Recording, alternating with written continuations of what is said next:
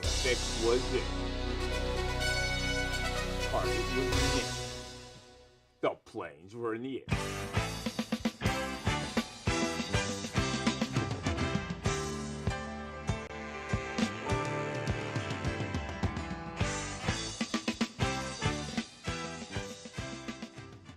Good evening and welcome to Law Talk, the show that brings the law, the events of the day, and the Constitution to you each month.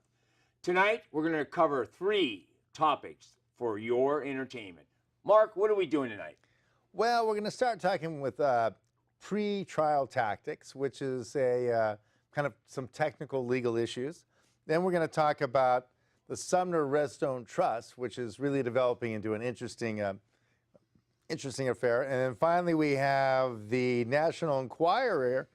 That fortune goes to the dogs. Well, I got to tell you something. National Enquirer is my favorite magazine. Well, you can't beat it. You can't beat it for the truth and the veracity of that man. It is true. Like I said, if you read the New York Times, okay, if you don't read the New York Times, right, you're uninformed. You're uninformed. But if you do read the New York Times, you're misinformed. So why don't we go on with our first topic tonight, Okay, Mark? What do we got? So, a lot of times these days, everyone wants to settle their case, right? But in order to keep the opposition honest, once in a while you got to try a case. Because if you just say, oh, he's going to settle, and you have no trials under your belt, they'll say, well, this guy's not going to settle for much. So you got to go in there and dust it up once in a while. And the first thing that happens when your settlement conferences don't go very well, you got to start doing trial prep. Well, you know, Mark, there's an interesting quandary. Do you know the statistics right now show that about 97% of civil cases are settled? Right. And so what happens is that 3% are tried by only a small group of attorneys. Right. And the worst part about that, to prepare for a trial, takes a night and day armada of people to get it together. Well, generally for a 3 or 4 or 5 day trial, you got to prep for about 70 hours. Yeah, and the worst part about all that, if you don't do it right, your client's going to say, malpractice, malpractice, malpractice. You didn't prepare. Well, you got to be organized. Okay, so first of all, it's a good idea to have a trial brief.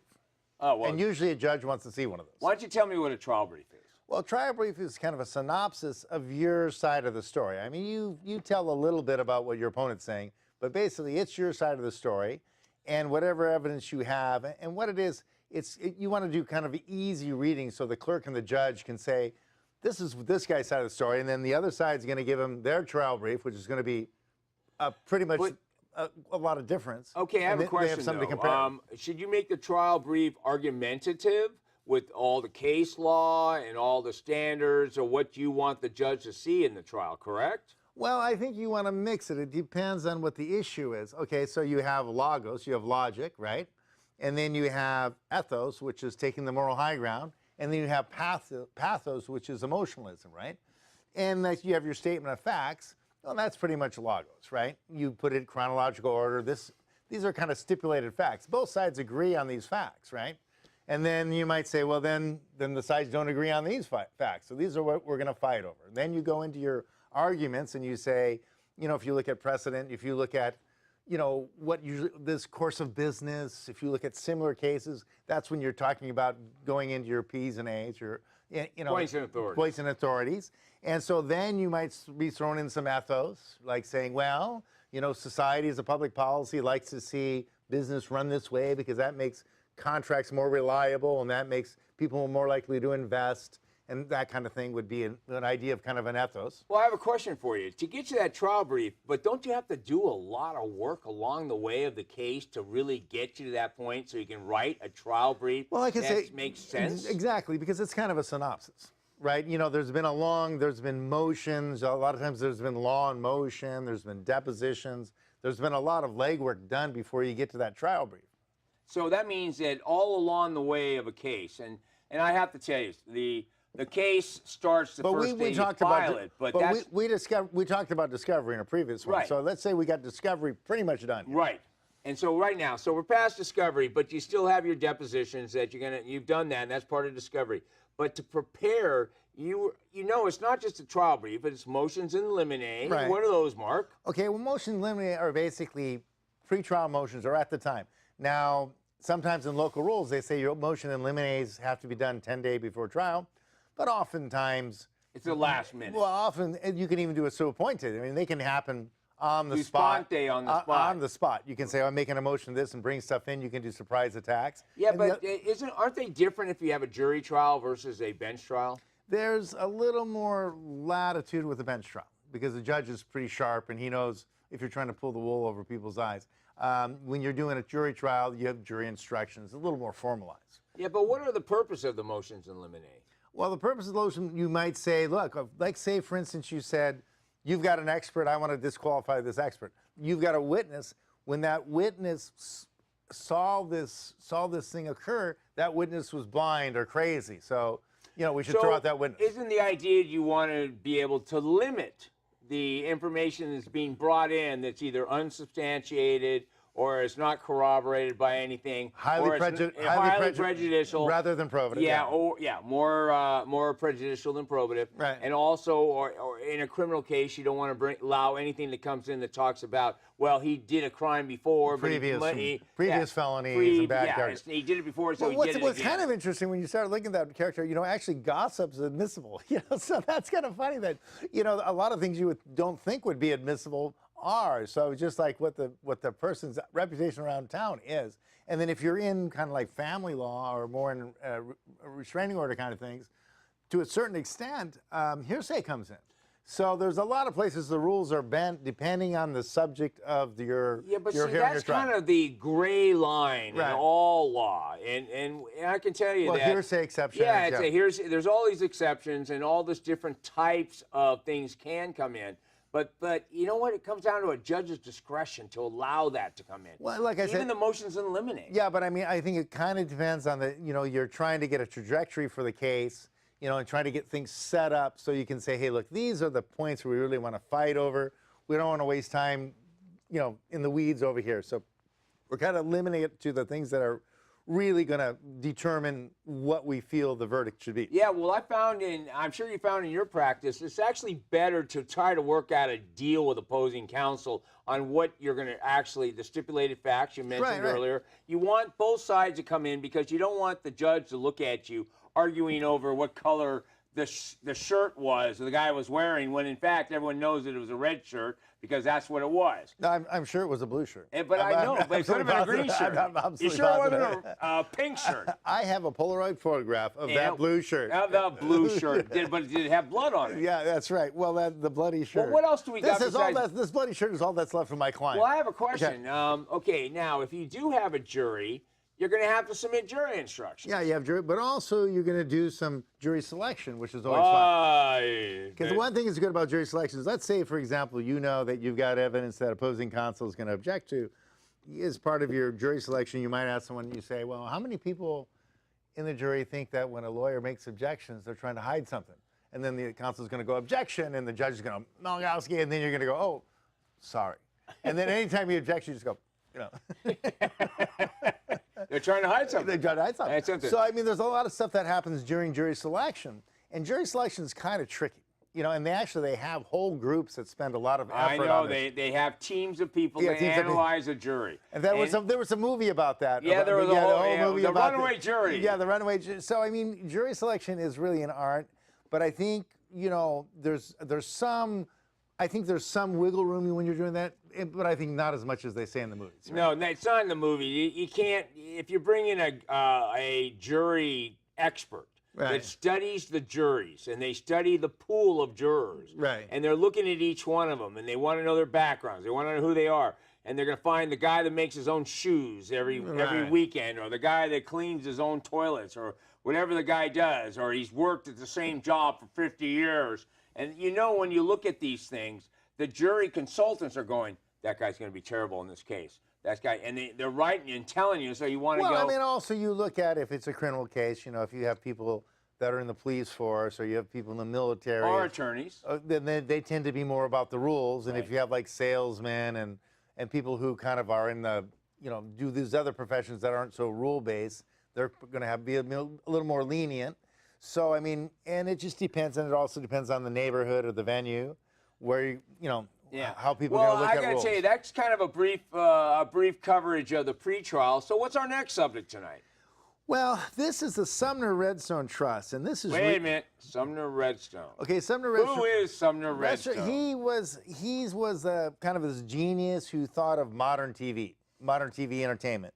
And right now, there's a part of his fortune. I think he's worth $80 billion, but $6 billion of fortune is CBS. CBS. And right now, no, I think it's $40 billion. Okay, so but $6 billion of it is CBS, and he's running it right now. And people are going, well, he died. No, he's alive, but he can only grunt. Oh, that's right. He can only grunt. And what's interesting, when he's in court, he can grunt once or twice or three times, and his lawyer pushes 1, 2, or 3 on his iPhone, and that's got him when he could talk, saying, and so he can either say yes with 1 grunt, no with 2 grunts, and with 3 grunts is blank you. So, so that's his answers in court. Yeah. And so all he can do nice. is grunt. And what I really like about his about him about the way he's grunting about running the board is that he's got 8 members, well maybe 10 members. I think he's got but he can. It shouldn't have any even member, any board with an even I don't know number. how many, but it's silly something. To begin Yeah, with. okay, but you anyway, can't even deal with that. So he's got other members on the board. I think like 8 other members, so it's 9 total or something. But he can fire any other member anytime. So if they vote the wrong way, he can fire them all and revote. So that's how he runs the board. I guess still by grunts, and then. The daughter's got 10% of the action on CBS. Oh, actually, the daughter has 20%. Oh, 20%. I'm sorry to correct you on that. Yeah, and she does. And what's interesting about this whole thing about him, they're trying to say he's incapable of running or He's being only 94. Only 94. And he's still got 2 30-year-old But he can girlfriends. grunt. Well, He can he's still got grunt. 2 30-year-old girlfriends, so he's doing, Yeah, but see, I understand they want to take that money away from the girlfriends. Well, there's $150 million that they're fighting over. I think they've got 150. That's like pocket change. I don't know why they'd be fighting over it. Just give it to them and go goodbye. Well, I think what the thing is, the daughter was afraid that the girlfriends were angling for the whole pie. Well, wouldn't you? Yeah, and so 40 billion. So she wants to get. I hate to tell you, I'm not going to be his girlfriend, but for 40 billion, a lot of people do a lot of wild things. But I'm just saying, the girlfriend wants to like nip this whole thing in the bud, right? So she's fighting tooth and nail. Yeah, okay. So she must have an army of attorneys all on some form of contingency, right? I think she had private investigators that found out that his girlfriends were having affairs with other guys, and that made him jealous, and that what started the. What do you think? A 94-year-old and a 40-year-old or a 30-year-old? Yeah. Anyway, well, how old were the girlfriends? I think they're in their 30s or the something. 30s. But he had why would they ever have an extramarital affair? I can't imagine. Well, they weren't married. It was okay. So anyway, so there's the shares they're fighting over, and what's also interesting is the attorney for the trust wants to change the trust, and they quoted him. He said, "Wasn't this an irrevocable trust?" And he said, well, yeah, but irrevocable trusts aren't as irrevocable as they used to be. And I think that's true. It right? is true. Because, people got into the living trust, which was basically trusts for poor people, right? It used to be trusts were for the Rockefellers and for big shots who, were not going to ever pay taxes and pretty much ran the world, the elite class. Yeah. And then they made living trusts so like normal people could kind of protect their house and save a little money. And I think that changed the whole character of the idea of trusts, because it used to be they were very irrevocable, very complicated. Every dollar's accounted and very for. limited, you know. And now people are used to dealing with them, and so now I think they're not as quite. And there's ways to take an irrevocable trust, and then you can put some waffle words in there, buried in there, that you can say, as long as. The Giants are having a good season or something. This is irrevocable. You're right. Something. Well, actually, what you can do, and speaking of trust, this is an interesting point. If you say you're the individual that wants to create the irrevocable trust, right. and you're effectively making yourself poor by giving all the money to the trust. Well, see, but it depends why you're making an irrevocable trust. Yeah, okay. You can't make an irrevocable trust that you're subject to litigation, right. Because you cannot dispose of assets during litigation, or those are known as fraudulent transfers. Right. Especially if you're about to lose a bunch of money. You can't do it the day before the trial comes out. But what happens is you can make yourself the trustee of an irrevocable trust with full control. Say you're leaving your trust to a minor or somebody that you don't trust or spendthrift or whatever. But you can, as a trustee, you can control all the assets of the irrevocable trust and pay yourself a fee for taking care of it on the basis of the assets that are in the trust. Usually about 1% a year or something like that. But that's not set in stone. No, it's not set in stone. And so what happens is people that oftentimes want to create an irrevocable trust still maintain control over the assets. Well, also people going into politics, and there's different conflict of interest. They'll do an irrevocable trust, and to a very degrees. I mean, if you put your wife in charge of it, are you still in charge of it? You put your son in charge of it, are you still in charge of it? So there's all kinds of different layers and ways you can look at that. Yeah, the main thing is if you don't trust your beneficiaries in a trust, you want to remain the trustee, and you can build trust rules so you can actually run the trust until whenever you feel like. Well, yeah. But so you don't have to give them anything to the beneficiaries of the trust. At that time. Right. In fact, it can be discretionary at the decision of the trustee. Right. That's an interesting little game they build in. Now, well, don't forget. I mean, there's all kinds of things. You can have special needs trusts. You can have spendthrift trusts. You can have a lot of different types of trusts that have certain rules and limitations that give the trustee wide discretion on distributions. Right, and that also prevents, say that if you anticipate that you're going to be part of a litigation scene, what you can do is, as long as you establish the irrevocable trust prior to the start of any litigation, it doesn't matter that you put your last million in the trust the day before they file the lawsuit. Because according to any court, no, this trust was not set up in anticipation of litigation. During litigation, this irrevocable trust was set up. It existed prior. Right, it's funny enough, I've litigated that. And I will tell you, I watched two attorneys on the other side screaming up and down about how a trust that's irrevocable, no, that's not fair. Right. But I will tell you, if it's not done after the commencement of a litigation, the trust is irrevocable and they cannot touch the assets. So what happened with Redstone? Does he have an irrevocable trust? He does, but they're trying to change it a little bit. Wait a minute, who's trying to change it? His lawyers. But what's lawyers for who? I think it's the lawyers for Redstone wants to make some changes. And whose benefit?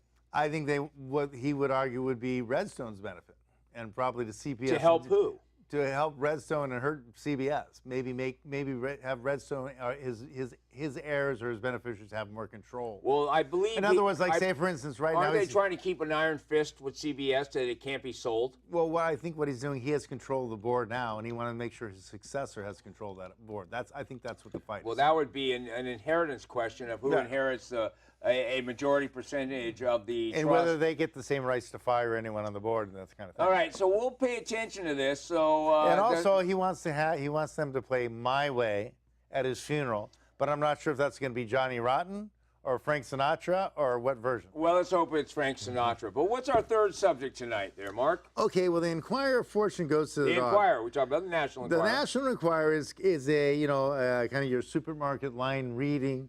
Always has some interesting stuff in there. And this is worth $200 million, the National Enquirer Fortune. And you 200 or 200 billion? I think it's 200 million. Oh, that's not much. Okay, well, yeah, that's just compared to Summer Redstone. But anyway, the son says that the elderly mother is just an actress trying to villainize me.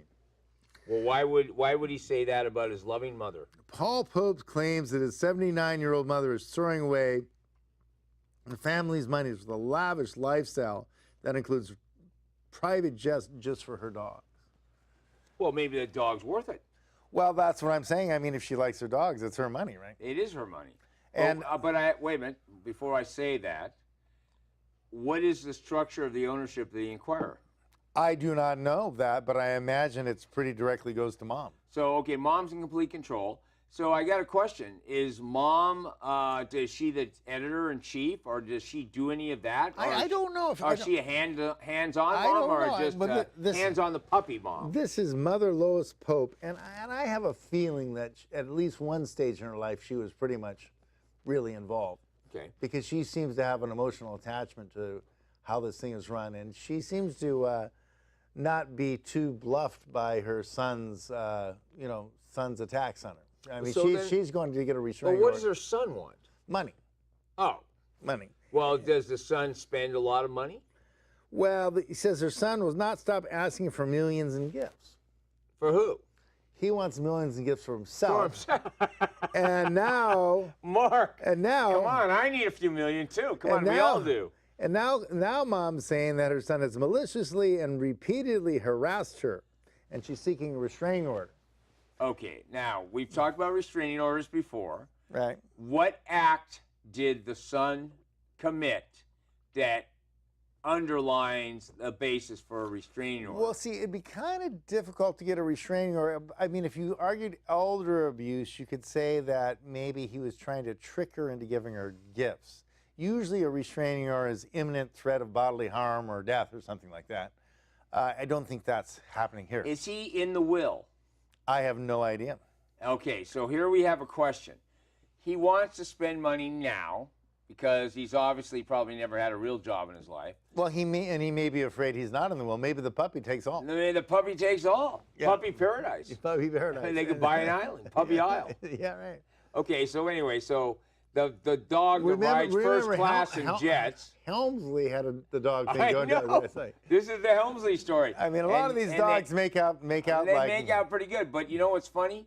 It's actually the people that take care of the dog. They may deserve it. Actually, some dogs are pretty nice. Oh, they give it a lot of loving care. No, but I'm saying, you know, a lot of companionship. I know. The dogs, I don't know. They eat ice cream together. I don't know if they send them a Christmas card or something. I don't know. They probably but they definitely eat ice cream together. Yeah, they eat ice cream. And the best part is they get to fly around first class. Right. But you know what I notice about all these stories? There's always a little team of people taking care of the dog. Well, so the hangers-on turn into they're the ones spending the money. And whether the dog's got a gold collar or is eating kibbles made of diamonds, whatever the happening with that dog, there's a cadre of people that are walking around with the dog. You're talking about the dog posse. The dog posse. Yeah, the dog posse. And they're flying first class. They're in the jets. Well, wait a minute. I don't know about this. The love boat. They're everywhere. The but dog. I'm just saying, if Lois Pope wants to drive and go fly in a private jet, and she wants to take her dog with her, I think that makes sense. I'm talking about when Lois Pope is gone and the dog gets to fly around in the private jet. I think that he's going to have a posse. He's insinuating that does happen, and that's a waste of money. But if you look at what is the dog flying the jet? No, the dog's got its own little handlers going on. Well, also, if she might have appointments and they have to do private jets to keep up with nails. her. No, but to keep up. And there's 4 paws. To keep up with her, so I think I would err on the side that I think Mother Pope wants to spend money on her dog. She's not that old. Well, she's 74. 74, she's young. No, 79. Sorry, 79. 79. Well, she's still able-bodied. But I think if she wants to spend money on her dogs, then I don't see anything wrong with that. She earned the money. But I think she should. Wait a minute. Then the question comes up, did the Sun do anything to make the National Enquirer a better magazine to read? I have no idea. I doubt it a bit. But well, wait a minute. Who comes up with the stories? I don't know. I mean, I guess whoever I really don't know. I mean. Well, I got to tell you something. I should have brought in a National Enquirer tonight. We could have inquired. Yeah, inquiring minds want to know. Yeah. Yes, we do know. We want to know who gets the National Enquirer. Well, I imagine that they have reporters who go out and look up for They have a lot of reporters. Yeah, and I think they have a lot of freelance people that say this is going to be. They contribute. Contribute. You know, the Enquirer's gotten a lot better recently. The last couple of years. That can say, I think they might buy this one. So but it's the same as the Globe. You ever watched the Globe? I watched the Globe. I like the National Enquirer better than the Globe, but I'm just saying. Better. But I'm saying if you read, for example, the Wall Street Journal, if you read the New York Times, or read the Washington Post, they're all owned by the same publishers, right? They're all controlled by the same people, and it's all the same articles, and it's always the same articles. It doesn't matter what it's Monday, Tuesday, Wednesday, Thursday. It doesn't matter if something huge happens there. It's always something like, Trump makes a gaffe, or like, when will he be impeached? And like it's the same story over and over again. They don't mention the fact that, oh my gosh, the Israelis got caught doing this false flag operation, and like thousands and thousands of terrorist acts that were actually just fake. They don't mention that because they're all, of course, run by the Israelis. They forget Assad's dropping chemical gas on the last stronghold of ISIS. Well, of course, they don't want to talk about that. But I'm just saying, they don't want to talk about that ISIS is funded by Israelis. So you don't want to talk about it. So, I mean, it's just saying that, there's a lot of things you're never going to see in the New York Times. You're going to see the same thing over and over. But the National Enquirer, it's got a variety. Well, it's got a not lot always, of fashion going but on. it's also not from the same political viewpoint. It's not like I'm just saying. Washington Post, New York Times, Washington, all the same publishers, all the same interests. They all want the same person to win elections. They all want the same people to get foreign aid. They all want the national. They all want the Federal Reserve to run everything. They're always the same. Well, okay, There's no let's news. go back to There's this. no news in Okay, those. the National Enquirer did a really wonderful article on Burt Reynolds, who just died. Right. They had a wonderful article on Burt Reynolds. They do wonderful things. Robert Wagner, who killed Natalie Wood. I mean, Right. they did a retake on all of that. Well, wait a minute. What kind of wood doesn't float? Natalie? Okay, so anyway, yeah, they do some great stuff. Yeah, but okay, and you know Natalie what? Wood, yeah. Do you realize there's a lot of hard-charging reporters that work for the National Enquirer, and that's why their stories have gotten better and better and Well, better. also, and like better. I'm saying, because the real reporters don't work for the New York Times. Well, they sure as heck don't work for the Washington Post. Right. So I mean, I'm just saying. I think that there's some opportunity to see some interesting news there. That's not just propaganda. But no, it's actually pumped out. it's Yeah. not it's okay. When I say it's entertaining, I don't mean it's just about Hollywood. It's about stories that you would never see anywhere Oh, no, else never. unless it's you read in the National Enquirer. Right. But it's not about aliens with 3 heads. It's not that anymore. It used to be in the old days, it used to be wild stuff. Now it's more like stories. So when Well, you read actually, it, nowadays, like you have the Pope running a pedophile ring. I mean, which doesn't surprise me. no, but I mean, the thing is, well, And I'm Catholic. Yeah, but I'm just saying, well, this is the new church, which got Yeah. taken over by the Jesuits in 1962, and hasn't been the same since. It has nothing. There's not ordained priests anymore. There's not any traditional rites. There's nothing. I mean, it's completely a whole new thing. It's the liberation theology. Yeah, it's liberation So, theology. and so it's got nothing to do And with it's that. actually, what do they call it? The second Reformation. No, what it is, it's the false Catholic Church. It's not the real church at all. But the point is, they sell it like it is. But there's a billion people going, "What happened here?" But wait a minute, I have a question. So the But I'm National saying Enquirer's dealt. So you're saying, but the National Enquirer brings these stories. No, but I'm saying the point is, reality is so weird now. I mean, here you got the Pope running a pedophile ring, right? And like they've got deaf kids who they're raping, right? And this is the Pope in charge of this and covering it up. I mean, you say, well, the National Enquirer, I mean, that's as weird as 3-headed aliens, isn't it? I mean, if we go back to the 1950s. If you go back to the beginning, if you go back to that's not supposed to be what happened. but I mean, if you. But anyway, I'm going to tell you, we got to wrap it for tonight. But I am going to say thanks, Mark. 3 exciting subjects for this Law Talk, and I want to invite you back for next month when we once again will tackle the law, the Constitution, and the events of the day. Thanks, Mark. And even though the Enquirer might be going to the dogs, I think it may be a very good dog. I hear some barking in the background. Anyway, I don't know if thanks. they're barking up the right tree. Yeah, they are barking up the right tree. But is there a first-class airline on the other side of that tree? I think they should give the money to the dog. Well, Hemsley did. Yeah. And then The dog took it away. the dog was poisoned. They threw it in the air. Yeah, they